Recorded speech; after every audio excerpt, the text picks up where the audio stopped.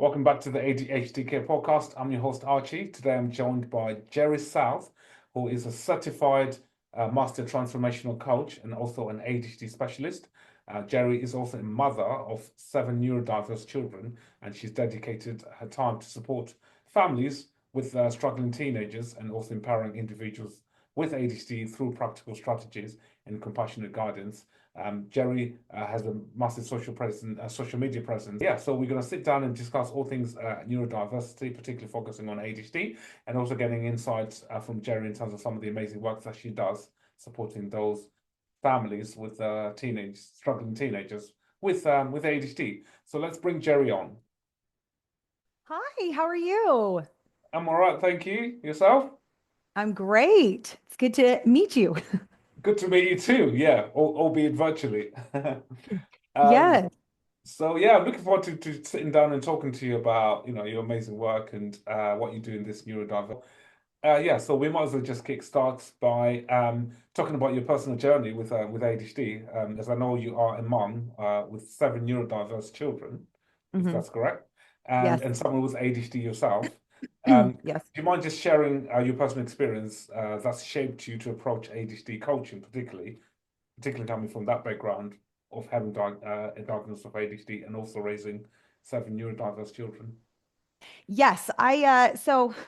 I really need to tighten this up because there's a lot here. I will say that I wasn't diagnosed until later in life. And as I look back on my life, I recognize I was extremely sensitive to criticism. We like to say rejection. I didn't really identify it as rejection at the time. I felt as though I was just sensitive to almost everything that was going on in my life. And I could see that I had these huge reactions, but I was so deeply hurt in the majority of my relationships that it didn't really seem like a huge overreaction at the time. Maybe I was chalking it up to bad luck. My parents were divorced when I was younger. And it was interesting. My brother, that's 18 months younger than I am, he was kind of fine. Like whenever we see my dad, who lived, in California while we were in Arizona, we'd go to a water park or they'd go bungee cord jumping together, and that was fine with him. I was still crying myself to sleep at 18 years old. I was extremely affected by the divorce of my parents, and I just couldn't seem to get over the what I experienced to be abandonment of that situation. I noticed that when I would get upset, there would be this uncontrollable rage inside that I didn't really know what to do with. As I got older, the rage wasn't so much me lashing out, but it was just causing so much internal chaos. I would explain what I was experiencing almost as if I was being clawed from the inside out, and I didn't know how to make it go away. And it was something that I experienced regularly in my life. And then I got married, and I was in a very healthy marriage. I was just married to a wonderful man who really treated me well. We started having children right away. And it just seemed that all of that kind of went away. But I really want to emphasize I was in a very healthy marriage. I mean, we just didn't really ever fight. It was very abnormal. And I just was pretty healthy. And then when we got divorced, unfortunately, I went through a very unpleasant divorce after I had 6 children.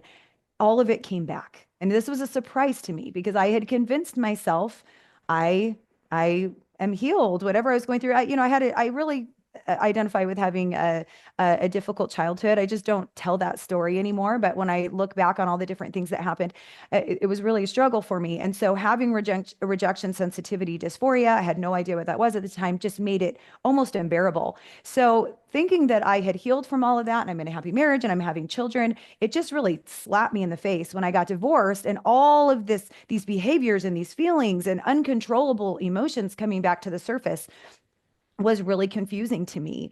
And so what I've been able to identify now is that when we are in a healthy mindset, or we're having, our life feels healthy, we really, because we're dopamine chasers, I look back on my life and I realize I really chased healthy dopamine. I would spend money on my kids. I would plan vacations. I would get really into different ways of eating, or I would go to the gym and really work on, being healthy. And I, of course, indulged in sugar and different things like that, but it was like healthy dopamine chasing. But when I went through my divorce or my life life was not healthy. It was like alcohol or drugs, dating, just spending money frivolously to the point where I'm taking huge risks that I should not be taking. So it really helped me get to know myself. Well, one thing that the one thing during all of this that I seemed to be doing pretty well was just kind of reinventing myself in my career. I've got to do a lot of really great things. I've trained flight attendants at a major airline. I did in-flight training. I had my own radio show on the largest talk show station in Arizona. I had a real estate team. I was doing all these different things, and it just hit me one day the difficulties that I had as a single mother of 6 children, and we can get into that, but it was so incredibly difficult for me that once I had really felt like I had healed from that journey, I just kind of walked away from my career and I decided I want to help women. And so, I believe in God. I think that, I believe firmly in having a journey and a reason to be on this earth, and I really felt strongly that this was my calling. I was going to go help women. And we can get into it if you want, but it really just took me down this interesting journey. And 10 years ago, I didn't understand anything about ADHD, really, I mean, a minimal amount. No one in my family had been diagnosed with ADHD 10 years ago. I had a son who was diagnosed with autism at a young age, and I knew a lot about autism, and I had worked with him quite a bit. And so I just kind of thought, that stereotypical hyperactive. In fact, my 29-year-old daughter, I do have 7 children. I knew that she had ADHD, but I was anti-medication. I wasn't interested in medicating her at all. She was very hyper, and so she wasn't officially diagnosed. I just absolutely knew. I mean, everywhere I went, people would say, "Have you had her tested? Have you had her tested?" And in my mind, in my naive state here, I just thought, no, I'm not going to have her evaluated or tested because I'm not willing to put her on medication. And so I just dealt with it, not knowing much about it. And 10 years ago, I started really looking into ADHD. My sister had a binge eating disorder and recognized that it was due to her ADHD. My mother, a lot of, unfortunately, the behavior I had learned, being mad and lashing out, my mom had demonstrated in our home. And we started to put the pieces together like, okay, this must be what mom was struggling with. And we all seem to have these different, and it is interesting, I will say, I like to think of ADHD as a spectrum as well, because it seems as though, even within your own family, it looks different for everyone. So being diagnosed later in life, and then one by one, my children being diagnosed, even though, some of them I wouldn't have really ever believed. My children were not hyper children. My oldest was, and my soon to be 8-year-old is, but my 5 children in the middle, I mean, they were just easy children. They weren't even emptying out cupboards or writing on walls when they were little. They would just like hold my hand and go through the store. So I just did not understand ADHD, and going down a deep dive, really wanting to help other people and needing to help myself and my children, because mental health just went totally crazy in my family once my kids hit preteen and teen years. I've had a child who's attempted suicide, 2 actually. One of them I almost lost. And comorbidity is really high with ADHD. So we have OCD, we have anxiety disorders. It has been so much work. I mean, all 7 of my children are neurodivergent. And so I was on a mission to learn as much as I could about ADHD, how to help my children. I'm no longer anti-medication, although not all of them are medicated the same. Some of them don't like being medicated. Some of them need to be medicated. And so I have now dedicated my life to helping people who, by the way, when I almost lost my oldest son, he's an adult now. I didn't know he had ADHD at the time. There was nobody that could help him. I took him to psychiatrists. I took him to counselors. I took him to therapy. He ended up in a behavioral health facility. And this was a long time ago, and it still makes me emotional. I remember getting to the point where I thought, I'm going to lose him. Like nobody can reach him. I can't figure out what he needs, and I'm going to lose him. And at the time, I was a coach for women, and some of the women I was working with said, "Will you please do a class for teenagers?" And I said, no way, no way. Teenagers are the worst. My son hates me. No, not doing that. And finally, they talked me into it. And I really had to bribe my son to come. It was a 4-week pilot program. I had about 10 teenagers in there. And it was the first thing that helped him. And when I saw that, I immediately shifted my niche. I work with all ages really, but my specialty is teenagers and their parents. But I do work with a lot of adults, and my youngest client is 8 years old. I stopped everything else that I was doing and I focused on helping these kids. And so now I would say about 80% of my clients are neurodivergent. I have clients come in that have been in counseling for 2+ years and they can't stop cutting. They're suicidal. They've been kicked out of multiple schools and coaching. And I did not invent these tools. Everything I teach and I do, for the most part, has been taught to me, or I have learned from experience with my own children. They're able to stop cutting. They're able to gain control of their lives. They're able to overcome RSD. And so I strongly believe whether you're on medication or you're not on medication, this piece, the emotional regulation and understanding how your brain works, is a very important piece of learning how to work your very unique neurological system if you do have ADHD. Yeah. Um, I'm just digesting everything you've said, and I'm sure our listeners are doing the same thing after just hearing you talk there. And thanks for sharing your personal journey. And it's been a tough journey, and I can only imagine what you were going through. And most parents do struggle with 1 or 2 children with neurodiverse needs.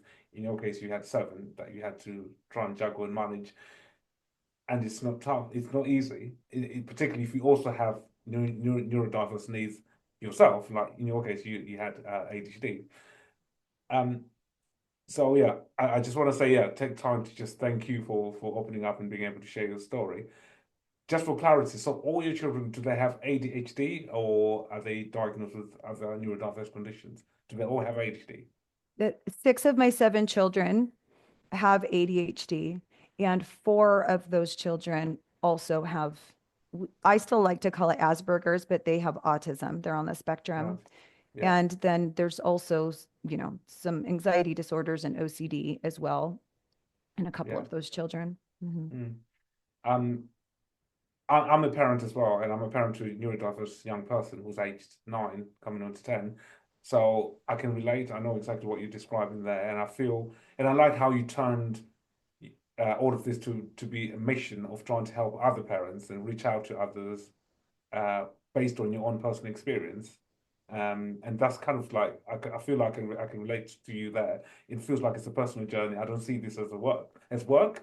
It's a mission.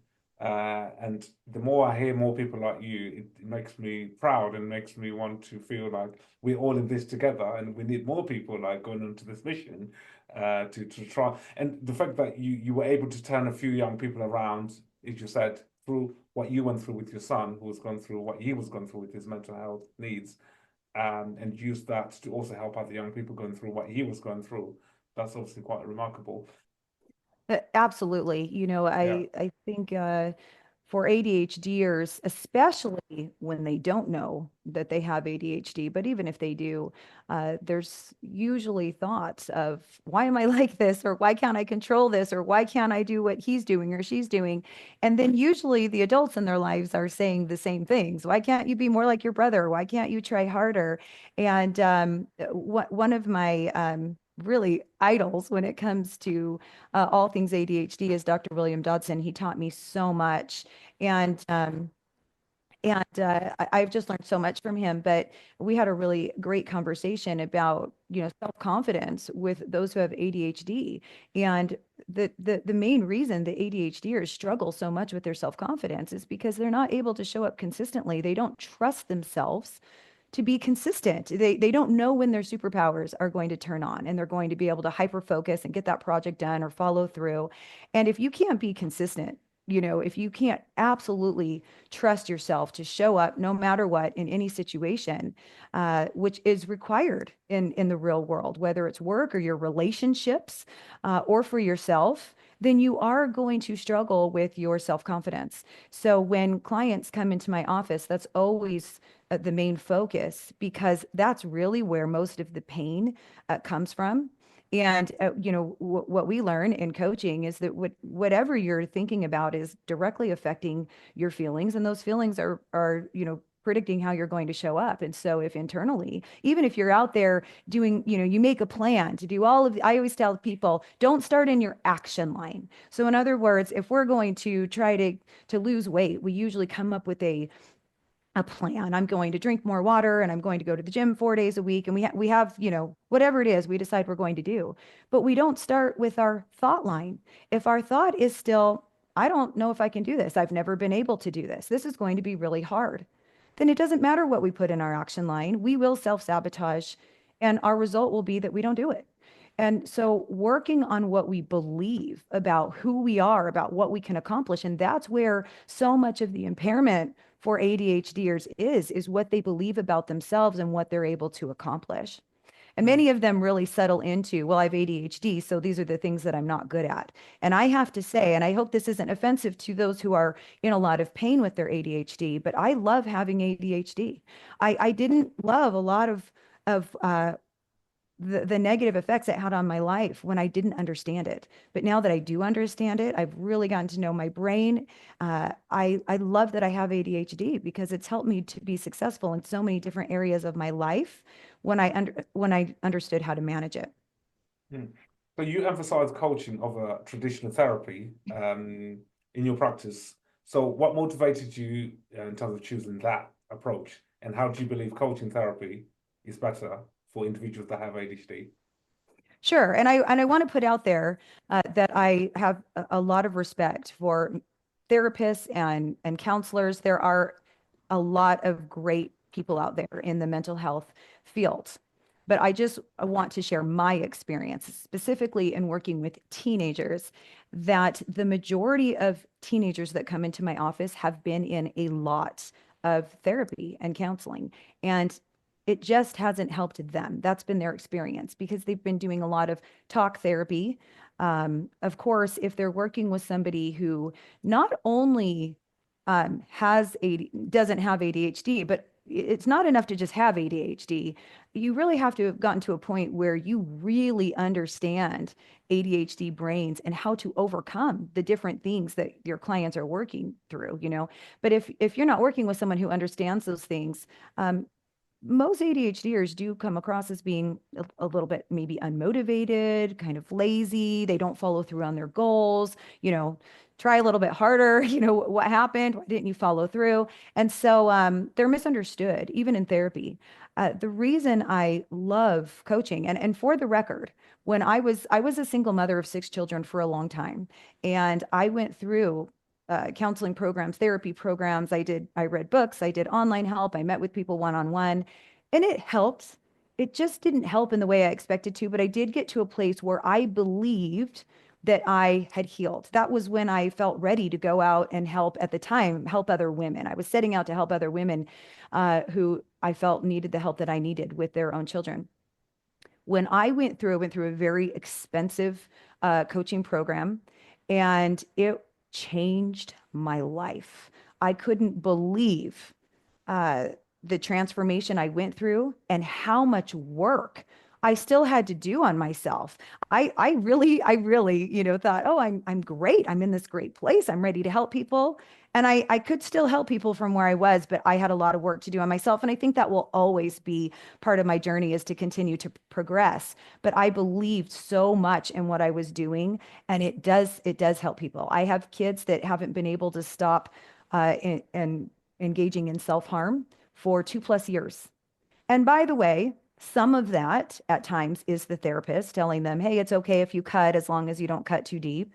And sometimes it's just they're not given many tools other than, take a warm bath, write in your journal. Those things don't help somebody to stop cutting. They distract them from the moment. Those feelings are suppressed, but they come back up. And so they're learning how to put a Band-Aid on the problem. We're just kind of addressing the symptoms instead of the pain.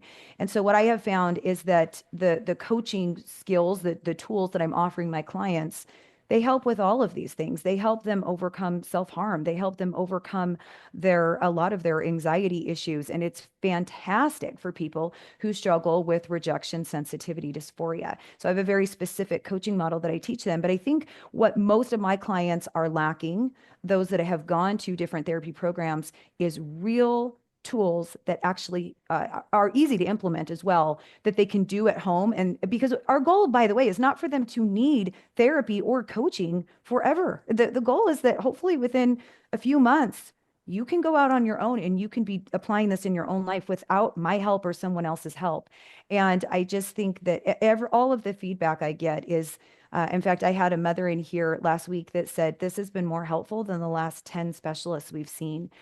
I actually can't tell you why these tools are so effective, other than the client can implement them on their own at home. They don't just have to be in my office, and they really help you break down the responsibility that you're putting on other people for causing your pain, and understand how to take control and take responsibility for that pain and release it.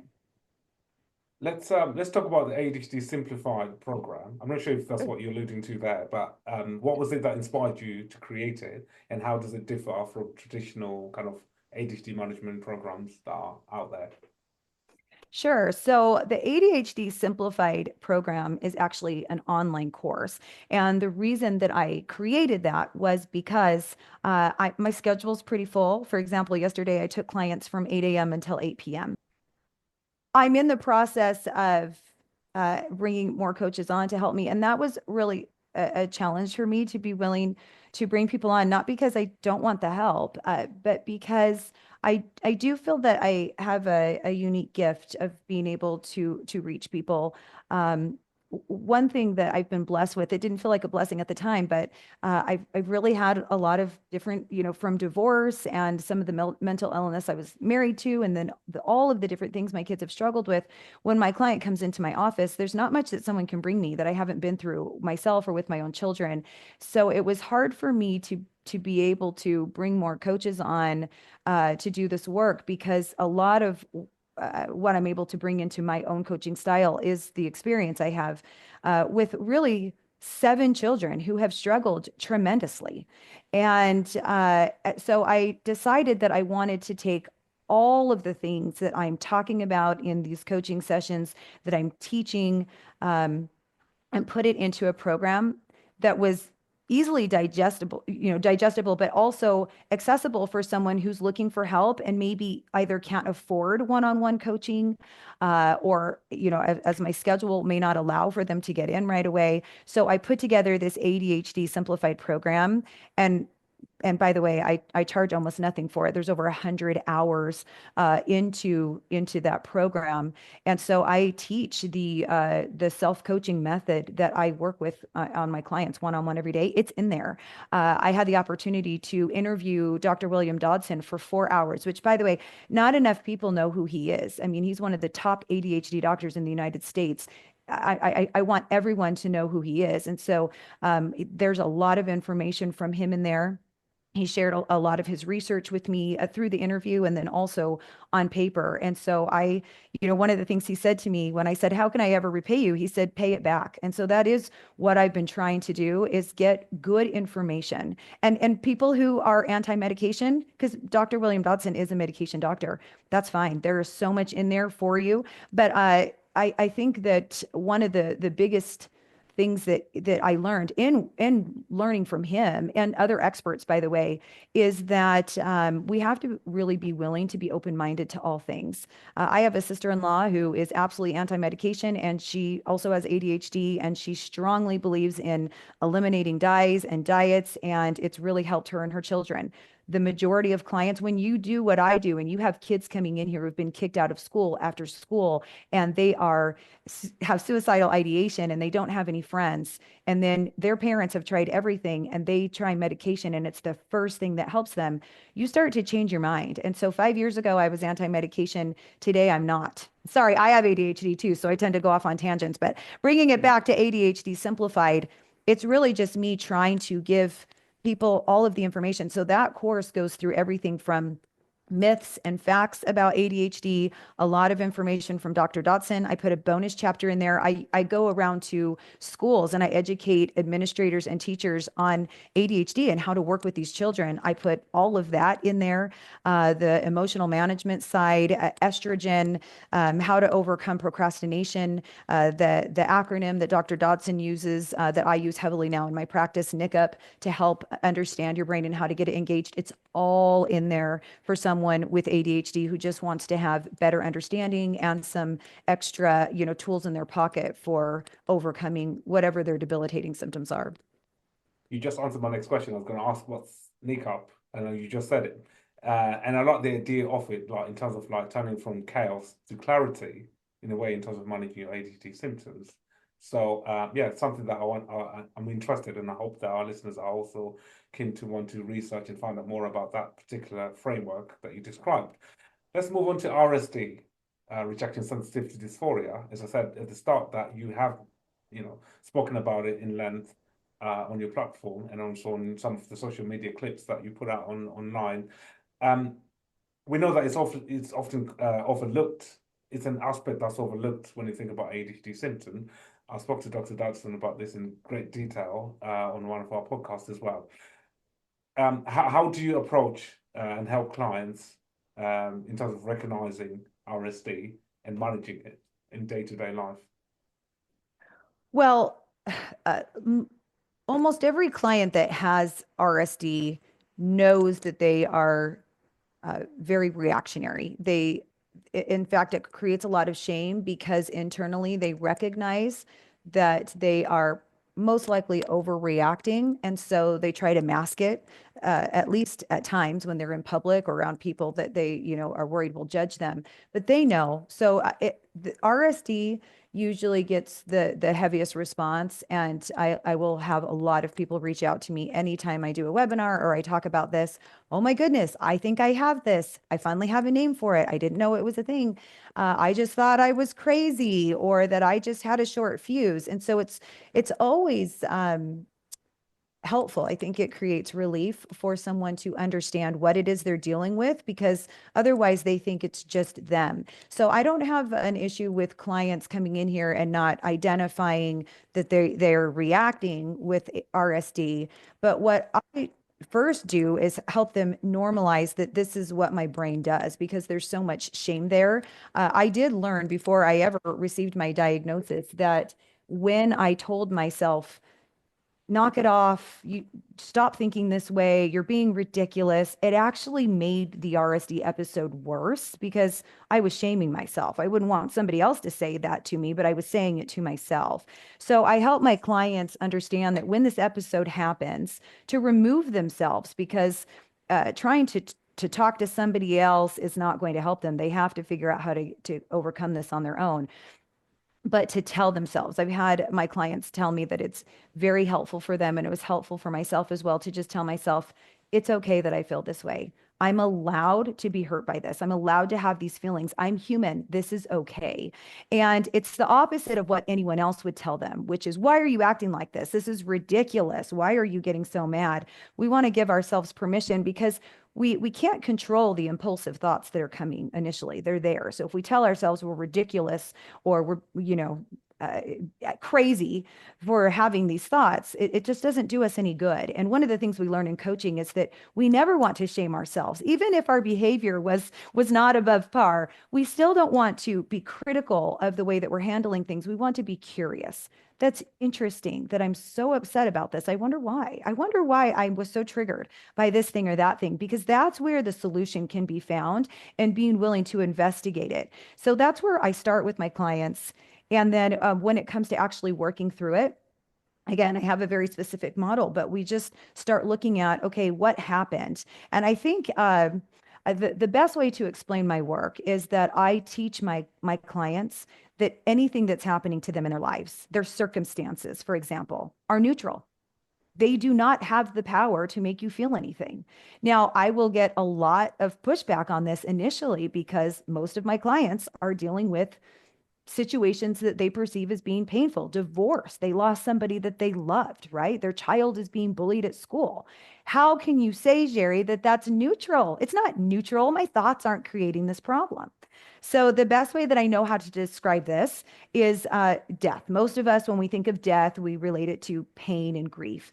If you were to lose somebody, and I hope you haven't lost anyone really close to you, I hope that this won't be a painful example for you, but if you were to lose anyone really close to you that you love, it would probably be very painful for you. And you would have a lot of painful thoughts. I can't believe this happened. How am I going to live without this person? Lots of grief. However, if somebody else were to pass away on the exact same day that you don't know, you don't even know anyone that knows them, let's say, you're probably not going to have that same intensity of emotion because your thoughts are completely different. I didn't even know them. I don't know their family. So it's death over here when you know them really well.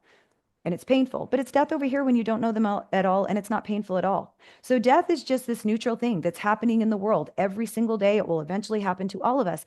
So I am not suggesting that we shouldn't feel pain when someone passes away. Of course we should. We're human. But what I'm expressing is that if I think death itself, the circumstance, is the reason I'm in pain, I have no ability to feel better. I can't change that. But if I understand that the reason I'm in so much pain is because of all of my thoughts about death, then when I'm ready and willing to work through it, I can start to change those thoughts and start to feel better. So with RSD, I have found that when clients are able to see it on paper, when we don't write things out and we keep it in our brain, we can convince ourselves of anything. I can convince myself that I gained 50 pounds after lunch.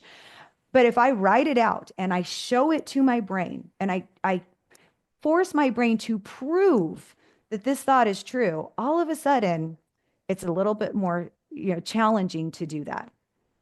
So I'm actually taking my clients through this process, all of clients in tears. And then when we get it on the board and we look at it, they'll be laughing through their tears, like, well, it seems ridiculous now. And so I'm helping them. I do not, oh, here's something else I just want to add. One huge difference, I think, between myself and many therapists is that I do not like the idea of telling my clients what they should be doing with their lives. So when my clients come in here with RSD, I do not tell them this is what you should have done. This is how you should be feeling. Here's how you should have handled this differently. I don't think that that's up to me. I have clients coming to me wanting to know, should I quit my job? Should I leave my marriage? Should I let my child have YouTube? I do not tell my clients what to do. And especially teenagers, that can be a dangerous situation when teenagers are alone with adults and we don't know what kind of private influence those individuals are having over them. I empower my clients to figure out how to make those decisions on their own and feel really good about those decisions afterwards. So with RSD, challenging their thoughts that aren't true, asking them insightful questions, and really poking holes in their story so that they get to the conclusion that they want to do something different. It's not me telling them. And that's where real transformation comes from. When you make the internal decision, here's what I'm going to do about this, not somebody telling you, here's what you should do about this. There's a difference.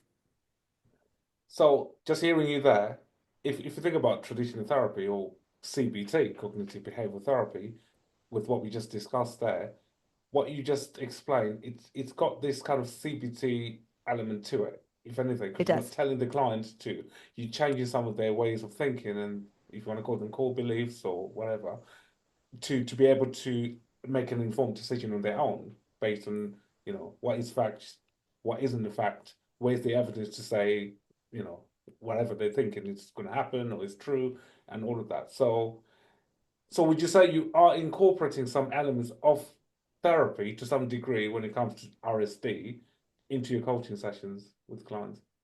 Absolutely. Yes, there is an element of CBT, absolutely. And because I have found that, like I said earlier, that really is what creates a lot of transformation. So using a very specific self-coaching model to do that. And so that's what's so amazing for clients is that they are essentially learning how to do CBT on themselves. And through different worksheets I provide, but I actually show them the exact model that I'm using with them. And in the beginning, it's challenging for them. It's difficult when you are in your own mess, your emotional mess, to have the clarity to ask yourself the right kind of questions to get out of pain. But believe it or not, clients actually can learn how to do that with a lot of practice. And so that's what I'm teaching them how to do. And it works quite well. And so combining that then with what we know about the ADHD brain, helping them understand their unique wiring, using different acronyms and processes and understanding of their diagnosis, and kind of pulling that all into this model, and like you said, some form of a CBT has been so beneficial for my ADHD clients. How important is self-awareness in all of this? It's everything. It's everything. If you don't know what RSD is, then you're not going to know how to overcome it. I don't like identifying with a diagnosis and using it as a crutch, which many people do. I have ADHD, so this is why I'm like this. But I think it's an explanation. It's not meant to be an excuse. We want to understand our brain so that we have an instruction manual, or a roadmap, I should say, for now how to overcome the things that are debilitating. So obviously incorporating sort of like humor in your coaching is key, because that Yes. helps with engagement and want to retain your clients and want them to come back. Do you find that that's very beneficial, particularly when you're kind of trying to break the ice and the early stages, or even throughout the course of your coaching sessions? Does that help? Absolutely. Yeah. Absolutely. I think being able, in fact, I think that connection with your client might be the most important thing, because if your client doesn't like you, or they don't trust you, or they don't believe that you can help them, they will not they won't be interested in really anything that you have to say. They have to trust. And I think that's the other thing is I come from a place of hope, as someone who's been able to overcome a lot in my life. And I attribute that to the blessings of being able to work with amazing people, and have amazing opportunities being put in front of me that I just assume were there so that I could get to where I am now to help others. But I think that that's also another thing for ADHDers is many of them are hopeless. They don't believe that they can overcome whatever it is that's getting in the way of being who they want to become. And so I don't talk a lot about myself in my sessions, but I will share personal experiences, and I'm not short of them. And so that really helps clients believe, okay, maybe it is possible. Maybe I really can get there, because when I say that I love that I have ADHD, I really do. I really think it's the reason I've been willing to take risks and be excited about things that might, scare other people. And I think it really has, where there are impairments, there's a lot, we know there's so many benefits to having ADHD. And by the way, I just want to put out there, I'm not trying to brag, but for all the people that say, oh, it's not true that ADHDers have a higher IQ. I just took an IQ test the other night, and I was really scared to take it. And my IQ was 122. I did not actually even expect that. And I was really happy with that, because this is someone who, I don't know that I even ever passed algebra in school. I never felt very smart in school. But ADHDers are creative, and they can see solutions to problems before other people. There's so many things that we can be good at if we can just overcome, I think, a lot of ways what the world tells us about ADHD, because so much of the world is designed for people who don't have ADHD, but we have so much to give to the world. I just want to bring hope back to ADHDers, that you are so much smarter than you think you are, and you are so capable. And when they believe that, it's amazing what they're able to accomplish in their lives. It can be hard when you're faced with a daily struggle, when you go to school for young people, when you go to workplaces, and everything is so neurotypically not fitting into your realm or bracket that can make you stand out. It's difficult, but I agree. I think it's about, finding that niche in yourself and believing yourself. That's one. And know that you are more than what society can make you feel like you're nothing. Um, you know, true testament. Look at all the famous people and celebrities and people that have Right. neurodiverse, Will.i.am and Michael Phelps, and the list is endless, really. So, but when you're a young person, and I've seen this, I was going to come to that question actually, particularly for teenagers, where sometimes they get to the point where they feel a bit lost They don't know who they are. They don't know, they're not fitting in socially, academically. They could be struggling because of their ADHD, and they can start to feel hopeless in that stage. Which obviously in some unfortunate situations you can have some young people that will end up having sort of mood issues, or it can affect their mental health. It's a big turning point. I was just going to ask you in terms of what your work with teenagers, and that's because I feel teenagers obviously they're going to be our leaders in the future and things, and it's a crucial stage that they go through from physically like them, becoming a young adult. Um, what are some of the kind of the challenges that you've faced, or some of the young people that you've encountered, that you've worked with and supported, particularly that teenage period that we're describing? What are some of these things that you often hear or you come across a lot? Well, I just want to say, I think it's so much harder being a teenager today than it was when I was growing up. And it was hard when I was growing up. And, all of us, I think, at least most of us, tend to compare ourselves to other people. But we know that teenagers, they're doing this all the time. And so, whether they have ADHD or not, they're comparing themselves to social media. They're coming in here wanting to look like people on social media, wanting to dress like those on social media. And so you'll have kids come in here noticing that there are kids at their school that can dress like people on social media, but maybe they don't have the body for it, or they don't have the money to buy the things that other kids are buying. And so the comparison is what's causing so much of the problem, because they just aren't happy with who they are. They're constantly comparing themselves. I think the statistic was 95% of people that get on social media to compare themselves are getting on there to compare themselves to people that are better than them. That's without even realizing that's what they're doing. So then you put ADHD into the mix. You have these kids that are comparing themselves, and not always, but the majority of the time, at least my clients, my ADHD clients, they're doing worse in school. They can't keep up in math class at all. They're masking because they don't totally fit in. They know they're different, but they're hoping nobody else notices they're different. So this is so painful that they can't. Not only do they not actually believe that they fit in, and they can't seem to thrive in a school setting, but the constant comparison, they just almost wish that they were somebody else. And you're going to be in a tremendous amount of pain if you wish that you could be somebody else, dress like someone else, look like someone else, be as smart as somebody else. And then, of course, that leads to all kinds of behaviors. And with ADHDers, it's just, I like to think of like ADHD just makes everything so much more heightened. It's like, it's so much bigger because, when we're up, we're up, but when we're down, we're down. And so there's this huge influx of emotion causing a lot more irritability because there's so much energy output to be going up and down and up and down. And there's RSD, so they're sensitive to everything. It's a perception of rejection when it's not actually happening. And so it leads to ADHDers constantly looking to numb out because we're dopamine chasers anyway. And teenagers today do not know how to sit with uncomfortable emotions. And I think one of the reasons we're having such a mental health crisis with our teenagers is because I like to call these buffering activities. My word for avoiding our emotions and turning to things that feel good is buffering. So they're buffering with video games. They're buffering with, where I live, there's a soda shop on every corner. There's fast food everywhere. Every teenager has AirPods in their ears all day. So the second anything feels uncomfortable, they're hitting they're hitting their vape pen, they're sticking their headphones in their ears, they're scrolling on TikTok, they're looking at pornography. There's just no shortage of buffering activities. And so what's happening?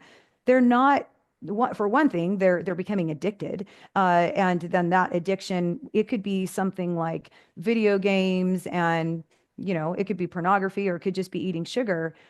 The brain doesn't care what the activity is. It just thinks it needs it for survival. So then those activities usually turn into something bigger and bigger and bigger. Kids today don't know how to come home if they've had a bad day and lie on their bed and stare at their ceiling like I used to have to do. I'm almost 47, so I guess my kids all think I'm really old, and they can't believe I didn't have a cell phone when I was younger. But I used to have to listen to the radio for 20 minutes for my favorite song to come on. So I had a lot of time to sit and think about my problems, but I was processing through my emotions. And kids today are not doing that. And I think it's the reason we're seeing so much anxiety and depression, because when kids are forced to be left alone with their feelings, like at nighttime when all of their friends have gone to bed and they're just alone because they've been scrolling on TikTok for hours, and now they're tired of that and they're just stuck in the dark having to feel their feelings, they identify with being depressed, or I feel like I don't want to live, because they're really fragile. And I think one of the best things that we can do for society as a whole, as adults, is teach our children how to be anti-fragile. And really, that's just a fancy way of saying helping them feel more comfortable with uncomfortable emotions so that they're not immediately turning to something to buffer with. Yeah, like what you said, there's so much distraction there. There's social media, there's it could be alcohol, it could be smoking, it could be, and it feels much more heightened now than ever before. Now, we have smartphones, we've got all this technology as well, which is a blessing and a curse at the same time. Moving on to adults, I feel there's a lot of adults that have been undiagnosed with ADHD, or some that are actually coming forward seeking a diagnosis later in life. If anyone's listening to this, what advice would you give to them? Someone who might be struggling with some of the traits that we described. It could be emotional dysregulation, it could be a rejection sensitivity dysphoria, or it could be the classic ADHD characteristics that, the inattention, the hyperactivity, impulsivity, or someone who's simply just new to ADHD and feel that they can relate. What advice would you give to them? Well, it's funny. The thing that came to my mind is you should go check out that ADHD Simplified program, but only because it's hard to get good information. I think one of the most challenging things I struggle with in my own practice is helping my clients when they can't find a good doctor. 93% of psychiatrists today don't know how to properly treat ADHD. 50% of pediatricians say that they wouldn't even know how to recognize ADHD. And I have clients coming in here who are being prescribed Wellbutrin, or they've been on an antidepressant medication for 15 years, and it's not helping them that much, and nothing's being changed. And so, of course, we want to learn how to overcome our emotional dysregulation. And I think it's really important that we find skills to do that. But I think making sure that you feel confident that you are working with someone who really specializes in your specific needs, so that you're getting the right kind of treatment. Many adults today believe that they're being treated for their ADHD, but they're not. Essentially, they're on a minimal dose of medication that could be working for them so much better. They believe that they have serious, and I'm not saying that ADHDers don't have depression or anxiety, of course, because we know that the comorbidity rate is 60%. If you have ADHD, there's a 60% likelihood you'll have something else. But many adult clients that I work with, once their ADHD is managed, they don't need to be on antidepressants anymore. Sometimes the depression comes from lifelong debilitating symptoms that weren't properly managed. And so trying to really, you can go to chad.org in your area. There's usually a chapter there. Go find who are the specialists in your area, who can actually help you. Where am I going to get the best information? Because I think it's, if you choose to medicate, making sure you're seeing a doctor who knows medication. If you have RSD and you have a doctor that doesn't know anything about alpha agonists, clonidine and guanfacine, they don't know to add that to your medication. And by the way, I'm not a doctor, so I'm not saying you should absolutely be taking this, but I think I would assume it would be discussed. What are we doing to treat your RSD? Are they even bringing it up? Have they heard of it before? Things like that. Do they know about managing RSD? Making sure you're just really working with somebody who knows. And then also making sure that you're working with, I'm a huge fan of coaches. So emotional behavioral coach who can walk you through the process of learning how to overcome these episodes. If you have RSD, you will find in your life, it's seems to be true for most adults, that if your life hectic, if you're in a relationship that's not healthy, if you are experiencing just kind of a phase of your life where things really aren't going well, you're feeling more rejection than normal, your episodes are going to be more intense, they're going to last longer, and they're going to come more often. So really looking at your life and your relationships, do you have boundaries? What are you allowing in your life? Because the healthier your mindset becomes, the more minimal, those episodes will be, and the faster you'll be able to get through them. I personally don't feel that RSD really affects me in my life. As a woman, I could still be emotional here and there about things, but as far as RSD sticking around and causing me a lot of pain, I just no longer, I can honestly say, really have experienced that in my life anymore for quite some time. And that is freedom. When you've had debilitating RSD for a large majority of adulthood, and you no longer suffer with that, it feels so freeing. And it's emotional management skills that will teach you that. And then on that point as well, just in terms of like, you mentioned about other psychiatrist specialists that are not really like skilled up in terms of being able to recognize ADHD. Dr. Dutton's got his book coming out in I think winter or around about November time, which we spoke about when you came onto our podcast on recognizing and treating ADHD, and that's basically what you're trying to do. We're trying to raise awareness in terms of like how we can be more mindful in terms of on our day-to-day practices, being able to know what questions to ask. Because a lot of other psychiatrists or specialist clinicians who don't specialize in ADHD might miss ADHD, and some of these patients are obviously being mistreated or misdiagnosed or not even like getting the right support that they need. So I feel that's something that's been lacking in terms of what is it that could be a guide for them that's easy to use, easy to interpret, what questions to ask, and that sort of thing. So I'm hoping that once the publication or the manual or is out, a lot of clinicians could literally look into it. Because I'm looking forward to seeing it as well, because we spent time discussing about it. So I feel it's a step in the right direction, certainly, and that could be used by any physician across the world. It doesn't have to be in the States. And I like hope what you said, everyone reads it. I hope yeah, everyone reads it. He's a wealth of knowledge. absolutely, absolutely. Um, Coming back to yourself, where are you with your personal journey with ADHD? That's a great question. I would never say that, oh, I don't have any more, debilitating symptoms. I of course do. I have realistic expectations for myself. I've really learned what ADHD burnout looks like for me. I've learned to put ADHD boosters into my routine. If anyone doesn't know what those are, an ADHD booster is just something that, for me, it's something that will prevent ADHD burnout. So I know what healthy dopamine activities look like for me. And I also know the things, and it's going to be different for everyone, but I know the things that really start to feel overwhelming and bring me down. And so throughout my week, I plan to have these different self-care activities or things that I really enjoy. I work a lot, and I still have 6 of my children at home, even though some of them are adults. And my mother-in-law lives with us. Like, I have a really full schedule. So burnout can happen for me quite a bit. So once you really understand yourself, and ADHDers aren't great at that. We're not great at self-appraisal. We hyper focus until we get burnt out. And so I've really spent a lot of time getting to know myself, and I plan for it. I do use a planner. I do schedule out my day, and I schedule 15 minutes of this activity, a half an hour to go do that activity, so that I don't get to that place. I really don't like spending money on certain things like a house cleaner, but I've gotten to the point where I just do it because it instantly changes my mood when I have a break or I'm done for the day and my house isn't clean and we have so many people living here. So it looks different for everyone, but when you understand, okay, this seems to be a pattern for me. This is what really puts me over the edge, or a long work day. I'm always in a bad mood at the end of the day.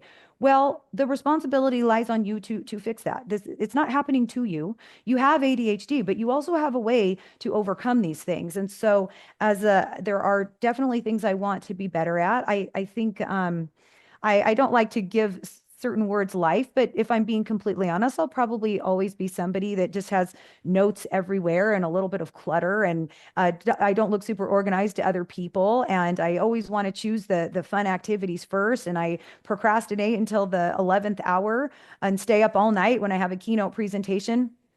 It works for me. If it's painful enough, I'll change it. But really just trying to, I work best on a schedule. I work best with consistency.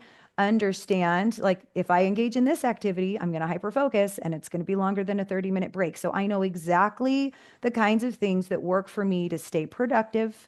If I have a big project, I like to procrastinate. So I'll hear people say, just, start with small things. No, for me, I start with the hardest thing first. If I can get the hardest thing off my plate and out of the way, the rest becomes easier. So just things like that. And same thing with my clients when they come in here, we cater their goals and what they're working on to them. You really, as an ADHDer, you can listen to what other people have to say. Definitely overcoming emotional management is so important. But when it comes to ADHD boosters or being organized or how to avoid, procrastinating until the last minute or engaging the NICUP acronym, novelty, interest, challenge, urgency, and passion. It's different for everyone. So just because it worked for one person, it may not work for you. And those are the kinds of things you want to experiment with, the same way you're experimenting with medication. How do I get my brain engaged? And does it work for me to do it this way or that way or another way? And once you master that and you really get to a point where it's working for you, you'll find that life gets a whole lot easier. But what most ADHDers do is they try a couple things and they don't work and they kind of spin. It's like as soon as something's not working, they give up and they go to something else and then they go to something else. And then they'll say, I've tried everything, but really haven't tried anything for very long. We're giver-uppers, a lot of us, right? It's just like, yeah, I got to try something new. Because we love trying new things. We love like, oh, I'm going to try this new thing and I'm going to go buy this thing and it's going to help me be really good at it. And we don't have consistency. So we got to find a way to make consistency more fun. Whether I'm working with teens or adults, I find that having a dopamine hit at the end of each day and a dopamine hit at the end of each week really helps us stay on track, giving ourselves rewards. There's something I really want. I want to buy it. And it's, more than $100. I'm like, hey, at the end of the week, you can buy it as long as you do these things. I've learned most ADHDers say, well, I'm just going to buy it for myself anyway. But we have ways around that. We just have to learn what works for our unique brain. And that's what I'm constantly working on in myself. I believe that we'll never be done working on being the person that we could be. No. Well said. Just in terms of future endeavors, are there any upcoming projects or initiatives that you're excited about that you'd like to share with our listeners? Yes, thank you for asking. So I'm about to launch Headspace Hub. So as I mentioned, I have a lot of experience just working in different kind of niches in coaching. Primarily right now I'm working with neurodivergent individuals, but I've worked with teenagers. There's a special place in my heart for teens. I want to say that almost every single one of my kids has really struggled. And they've had different life experiences, but divorce has been really hard on them. And teens don't usually, there are a lot of teens who like to go to therapy, but there's just as many teens who do not want help. They don't want to talk to about their feelings, especially males. They don't want to talk to adults. They don't believe it will help. The list goes on and on. That I have a high success rate when teenagers come to see me, and I work with teenagers all over, in different countries than just the US and many different states. So I work a lot online with teens and in person, and I'm in the Phoenix area in Arizona. But I have found that there's so many teens that their parents just cannot get them to come in or be willing to work on themselves. And there's a lot of reasons that might be. But I do think that teenagers prefer to talk to people closer to someone who's closer in age with them. So I'm getting ready to launch Headspace Hub, which is going to be a platform where teenagers can work with people who are closer in age. I'm certifying coaches to work in this area of ADHD who have been through my program, who are already coaches, but they're learning to work with neurodivergent individuals. But they're young, they're 19, they're 20, they're 21. So I vet them. They're very responsible. They're highly intelligent, and they've gone through many of the same things. And so the idea is that these teens who maybe wouldn't want to talk to adult, don't feel comfortable opening up about their feelings, they'll have a place where they can talk to somebody who's gone through exactly what they've gone through recently, and they're only a couple of years older than them. And I'm very excited to be launching that this summer. for all of those parents who can't get their kids to go in and talk to a therapist or another adult. And it's true that I don't know what the statistics are, but just from the teenagers I talk to, or the parents, I should say, the feedback I get from a lot of teenagers is adults don't understand them. They didn't connect with the adult. They didn't like their therapist. And that's because teenagers do connect with people close to their age. Yeah. The Headspace Hub you just mentioned there, would that be accessed virtually, or is that only just in person? Great question. It is going to be a virtual program, so it can reach people all over the world, those that are looking for help with their teen, so that parents can feel confident that they are talking to somebody like myself who has a lot of experience and resources at their fingertips. Because teenagers, by the way, they're always talking to someone. There are some males that aren't talking to anyone, and that's dangerous also. But they want to talk to somebody. Even those that aren't talking, they wish that they could get some feedback and help for what they're going through. And so that's what I'm trying to provide for all the kids that don't want to help, to help their parents feel confident that they are getting really good feedback and help for whatever it is they want to talk about, and for the teens to know that they can talk confidentially and get help that maybe they didn't even know was available to them. For any teenagers listening to this, what would you like to say to them? I'm sorry that I'm emotional today. These kids, when they're in high school, they really can't see past high school. So to them, high school is their whole world. What they look like, what they're wearing, whether or not they were invited to the party, last weekend, it's their whole world. And I'm constantly, there are a lot of kids I work with that experience suicidal ideation, or at least just wish that they could be somebody different.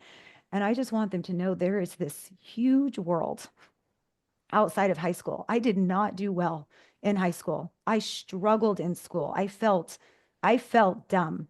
I did not get good grades. I didn't understand what was being taught. My favorite part of school was talking to people in the halls and when it was over. And I grew up believing that I wasn't very smart. And I couldn't see past high school. I didn't know what I was capable of. I didn't know what I could do. I ended up being very successful with my own business by age 21. And my only explanation for that was that I had ADHD, and when school didn't work out for me in the traditional way of overcoming or just doing what everyone else was doing, when that didn't work for me, my creative mind found other ways to make life work for me. And I just want teenagers today to know, especially ADHDers, I want them to know that if you're not thriving in high school, just wait. High school is a blip in time, and you are going to be an amazing adult. You're going to be able to do things that you never imagined possible, because when you're in high school, you're in a box. You're not as smart, or you're as smart. You look like, the cool crowd, or you don't. But when you're out of high school, anything is possible. And all the things that are cool in high school, not that cool in the adult world. You're going to see, and I just want them, hopefully they can catch a vision of this. You're going to see after high school, mark my words, 10 years from now, that you have so many gifts and talents that school hasn't been able to tap into. You will amaze yourself at who you can become. But the key to that is to just be willing to believe. You don't even have to 100%, believe that you're going to be an amazing adult, but can you just entertain the possibility? Like, maybe it's possible that I am capable of so much more than what I think I am. If we can even just be willing to entertain that thought, it opens up a whole new world for us, and we can start heading down a different path. And so hope is what I really want teenagers to walk away with. So hope is the word, pretty Hope. much. Hope. No, I think it sums up everything you just said. And yeah, I think it's something that's they need to be reminded of. And I like the fact what you said, that sometimes they feel like they're stuck in a loop and this is never ending and life is just going to be like this. I'm not going to get through my teenage years. It feels just like static for them. And I've seen young people going through that period that we just described, and they go to college and life is becoming less stressful, and they have the autonomy to choose whatever career that they want to go into and stuff. So, but when they are going through it, it can make it feel like as if it's never ending and there's no light at the end of that tunnel. So Yeah, I'm glad that you said what you said. Well, and I just Um, want to point out too, real quickly, like asking them the yeah, right kind of questions, because most of the ADHD teenagers that I work with who come in here are struggling in school. They're at risk of not graduating, or they're at least, close to failing a couple of classes. But if we just shelf school topic for a moment and we talk about, could you ever see yourself running a business? Could you see yourself starting something? Almost all of them will say, yes, I could absolutely see myself doing that. So I think when we're in school, we're programmed to believe that, well, we have to get good grades and be high achievers in school if we're going to be capable of owning our own business or creating something amazing. So I'm not suggesting that we shouldn't try to succeed in school. I'm just separating the two, that you can be an amazing adult even if you didn't do well in school at all. And I don't think that teenagers realize that, because what are we doing? We're grading them, and they're being put in categories. Oh, you failed this class. You have to take it again. You haven't gotten any A's, right? Like you're in the lower class, and everyone that are in honors classes or whatever it is. And excuse me. And so, excuse me. So they really start to have a negative outlook on their future, because that's all they know. And that's what I'm constantly trying to help them understand and inspire them with, is that's not true. What and where did you come up with that idea? Did somebody tell you that you can't be successful? Helping them have hope that, question that line of thinking. Is it true that I have to be good at math to be a successful adult? Is it true that I have to get A's and B's, if they're not, to go out and own my own business and be amazing? And the answer is, of course not. Of course, you don't have to do those things. You can be whatever you want to be. And with ADHD, it's more likely than not that you have everything you need in that creative brain of yours to be able to do it. yeah, exactly. It's sort of like trying to harness that talent that sometimes they might not know that they have. It's a gift, isn't it? I think Um, so. yeah. For some, it comes out early. It takes one person to see that in a young person. It could be the parent, it could be a coach, it could be a teacher at school who believe in the young person, or it could be a therapist or coach. Okay, you know what? You said it, and this is, again, I have a lot of I learned so much from Dr. Dotson. I mean, I've spent lots of hours with him. I don't know if he shared it, but he shared something with me that really stuck with me. He said that, obviously, uh, if you go far enough back, there were adults that were not getting any kind of medication when they were younger. We didn't have what we needed for kids back then, and so they just had to survive with the little knowledge that we had, and really with almost no management at all. And he said that those ADHD ADHDers that became successful adults, they all had one thing in common. And as you just mentioned, it was that they all had an adult in their lives that uh, was there for them, that didn't blame them for the executive functioning, deficits that they were experiencing, that they were their biggest cheerleader. And if there was something wrong, they would sit there with them and say, you know what? It's not for lack of trying. You've done the best that you can do. And so if something's not working, then we're going to figure it out together, because you're doing the best you can. And I'm proud of you for that, and keep going.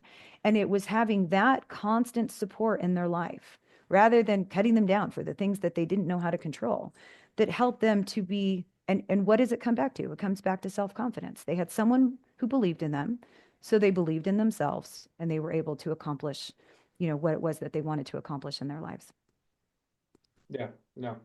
I agree, and I think um, you're doing a good job, and you never know how many lives you've touched through what you're doing, and I'm sure you get, people give you feedback, but that's the whole point of being in 2025, where we have platforms like, TikTok and Instagram, and it's not all about reading textbooks now. And I like the fact that we have influencers who are sharing some good content out there and making things more accessible to young people who might be struggling with some of the things that we just discussed today, not knowing that there is a label attached to it. It's called RSD, or it's called ADHD, and it normalizes it as well. And for you, true testament, you have raised seven, six, seven. Is it seven kids that have neurodiverse, or six?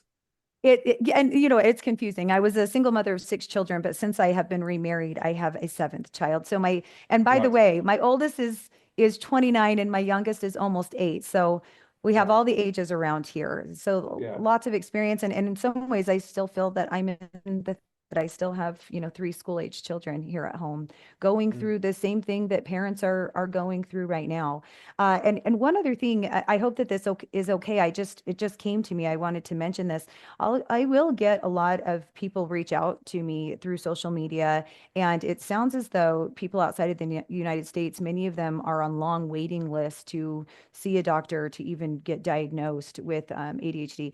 I am not qualified to make a diagnosis. I just do this a lot, and so I'm familiar with the questions they ask and things of that nature. But I do actually have an ADHD screening, the same questions that are asked in the specialist office that I now offer to people who are looking. It's actually something that I offer for free. You know, if you go to my page and you're looking for free guides, I have lots of different just guides that I put together for people. And in fact, one of them is the instruction manual that Dr. Dodson came up with, and others are things that I have come up with on my own.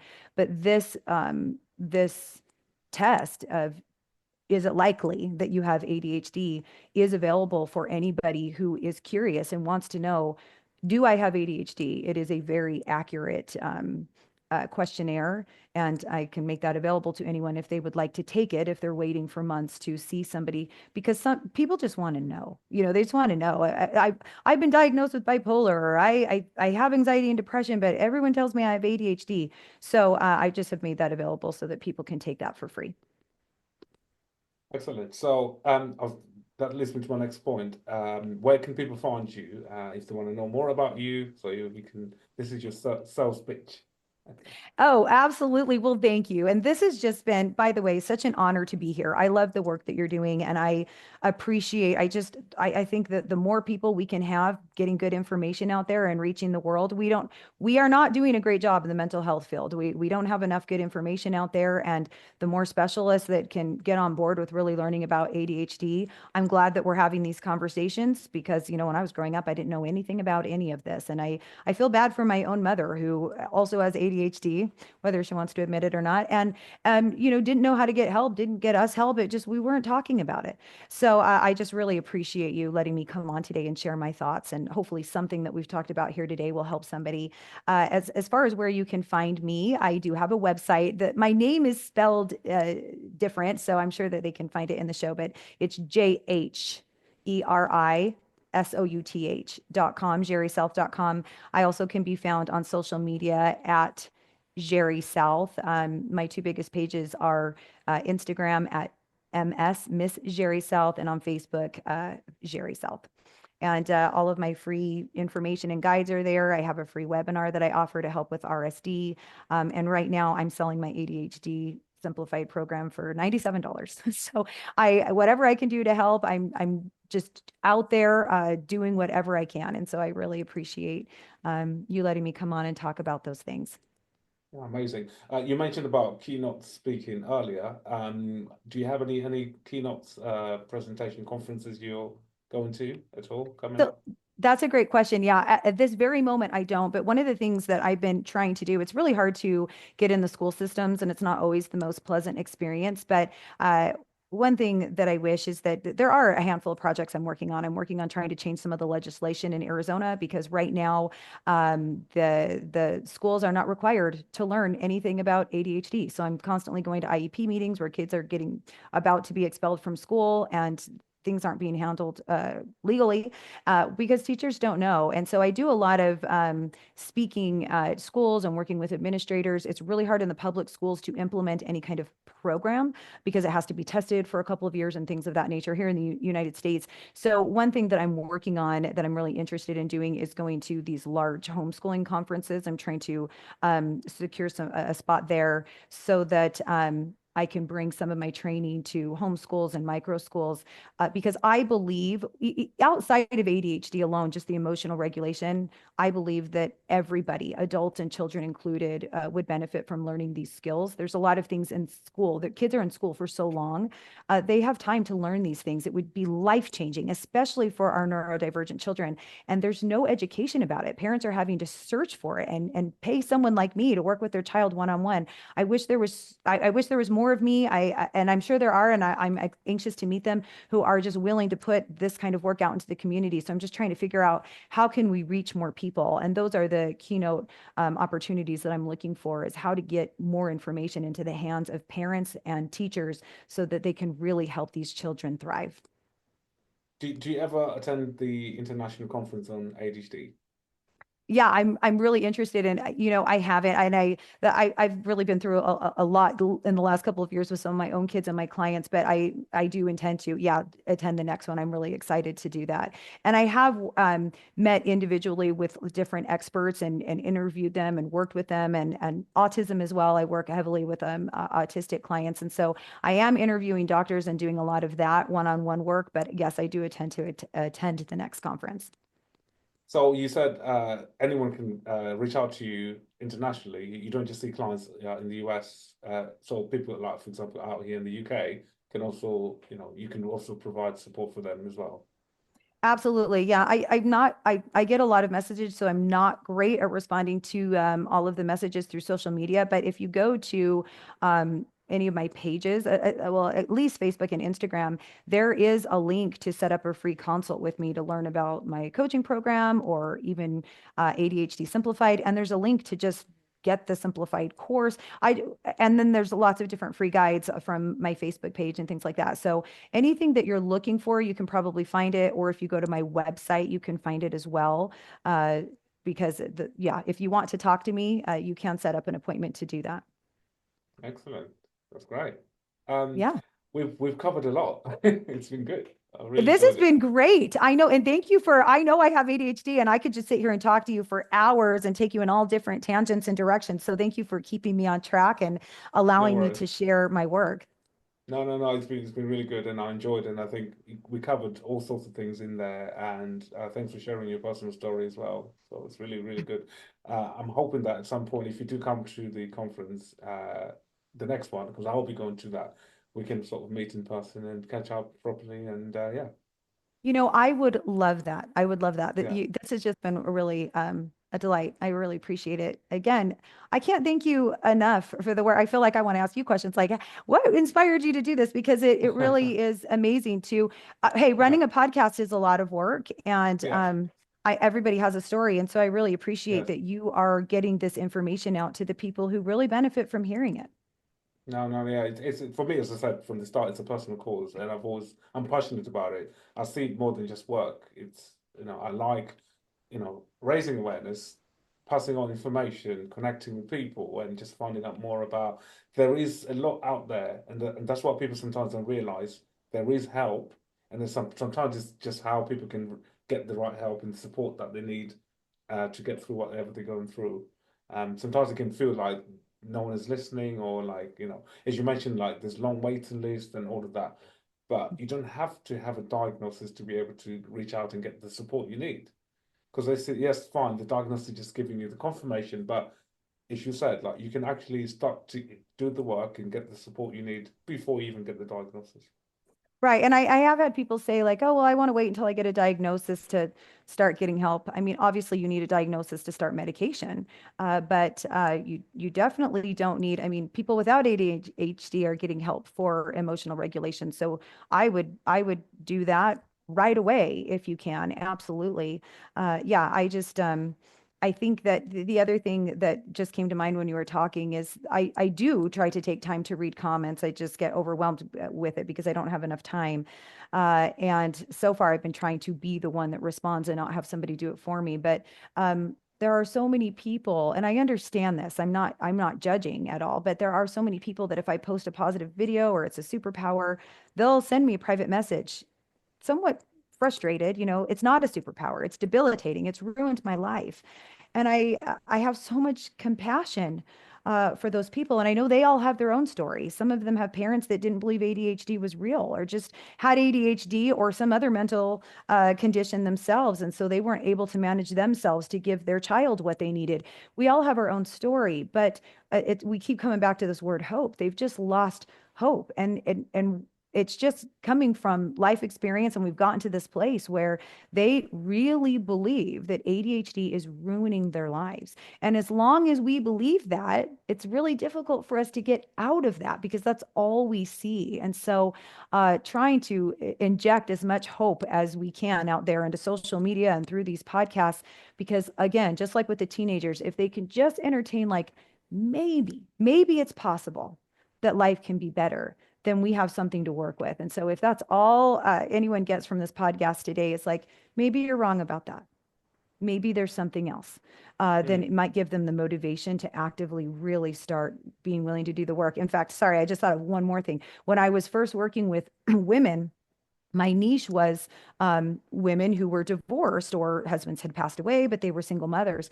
And it wasn't working very well because even though coaching was really helping them, they were right in the thick of it and they wouldn't be consistent. They wouldn't do the work. They wouldn't, they'd have to cancel and then try to schedule last minute when something happened. And I understood this, but people really have to be in a place where they're willing to get help. And sometimes when people are in the thick of it, when everything feels like it's going wrong, they're not in that place to receive help. And so I see that a lot with ADHDers where they're really struggling. And so they just, there's a lot of complaining and a lot of self-pity, but I'm not judging them for it. It's like they're in this place where they're so hopeless that they're not reaching out. So if we can just get them to change their mindset a little bit, they'll be in a place where they can start to receive what's out there for them. So I just want to put that out there for anyone who's really struggling. I have been there myself, and it can get so much better. No, excellent. Well said. And yeah, once again, thanks for taking time out to sit with me and go through your personal journey and your amazing work that you keep doing. And I encourage you to carry on doing it because you are changing lives. And I think I agree. We're both doing amazing work, raising awareness, changing people's lives, reaching out to those people that actually need this. So yeah, long may that continue. Thank you so much. Thank you for allowing me to be here. I've really had a great time. It's been a great And I conversation. do too. Okay. Nice to see you. Nice to speak to you. And go well. Enjoy the rest of your day. Thanks. You too. Have a good day Take care, or Jheri. night. See you later. See you later. Oh, yeah. Take care. Bye. Bye. Bye. Bye.